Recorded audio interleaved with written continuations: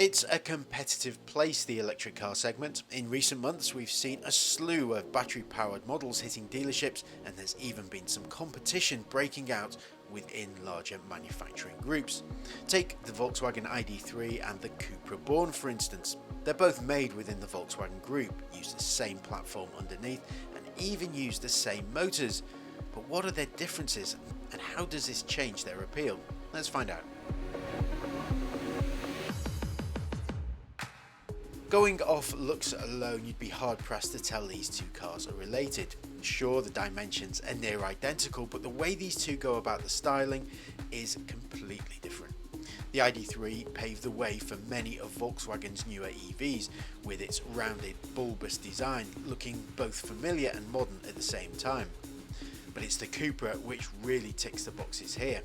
As with all models from the Spanish firm, it's littered with copper coloured elements, but against the ID.3 it looks by far a more modern car. Design is of course a personal thing to judge, but we reckon the Born comes out on top here. Again, because of the shared underpinnings, there are plenty of similarities inside the cabin of both the ID.3 and the Born. You'll find that they both use the same infotainment screen, while both adopt the same nearly buttonless design, which means you'll need to delve into the screen in order to perform tasks like changing the ventilation fan speed. The Cupra does bring a little more life with its copper elements which mimic those on the exterior, but things really are too close to call here, so we're going to call it a draw. You might think that it'd be out on the open road where these two would feel most similar, but the reality is quite the opposite. The ID.3 adopts a more conventional driving style with safe, secure handling and a reasonably compliant ride. The Cupra, in contrast, has a much more sportier focus, with firmer suspension setup and slightly weightier steering. This does make it more enjoyable to drive, but a little less comfortable than the ID.3 when you're travelling over poorer surfaces.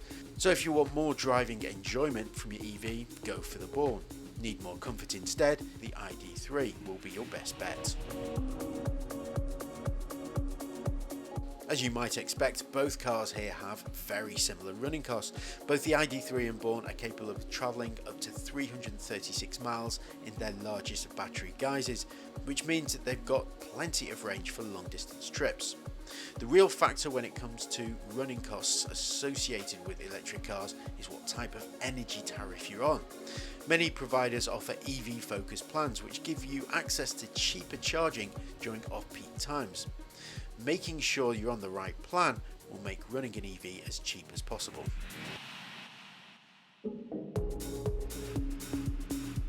Both these cars are similar in terms of outright costs. When it comes to charging, that really depends on what kind of setup you have. For instance, if you're able to charge at home and access a lower rate tariff, such as those that offer cheaper rates overnight, you'll find running an EV much cheaper than an equivalent petrol or diesel. However, if you have to frequently rely on public charging, you'll find it to be more expensive.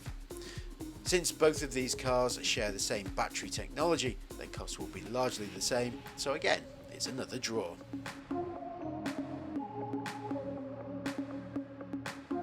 Now of course, two cars based on the same platform and with the same batteries and motors are going to end up, as you guessed it, rather the same. However, the Cupra does seem to stand out a little bit here thanks to its more dynamic styling and its slightly more involving driving experience. That said, both of these represent very usable day-to-day electric cars with good ranges.